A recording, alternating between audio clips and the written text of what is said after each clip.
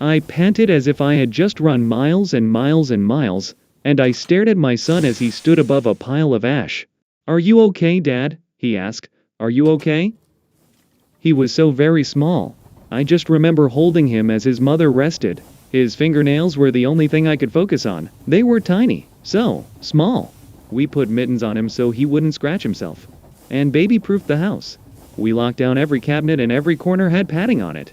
When he started to emit sparks, we were happy and just as confused. The world as a whole ran on mages. Mages who could bend and twist reality, and making sure we could avoid that attention was what made sure we could live a somewhat reasonable life. They were a jealous bunch though, and searched for any apprentice they could. Apprentices that all seemed to disappear over the last hundreds of years. An open secret that no one dared to voice. It was more convenient to say the magic that sustained them was what kept them young. That any apprentice that was under them died in a tragic attempt to surpass them. Yet, Evan, he was born with an H. No numerical value as to how he could threaten the ruling archmages, but a letter. We didn't know what it meant. We talked it over a few sleepless nights, closing every window, as if it would help. "Do you really think there's a chance they'll let him live?" I remember Evelyn looking me in the eyes as she said it. I remember the fear in my stomach as I lied. Of course. He's no threat to them. I saw the sparks he showed me and I snapped at him.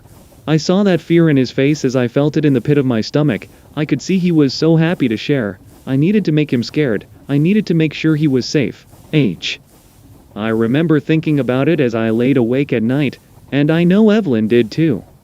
We watched him as he grew. We made sure he kept things under control. No strong emotions, no romances, nothing that could provoke anyone to come looking for him. And then, a man came to the door. He wore black robes and the door itself seemed to glide open as he walked by. Evan and I had just gotten back from soccer. I bowed my head as fast as I could and forced Evan's down.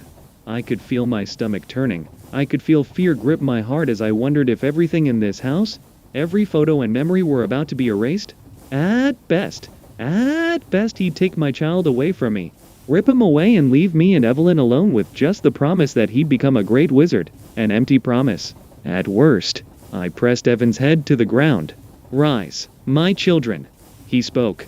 I could hear the centuries in his voice. "For Lysander bids you to speak."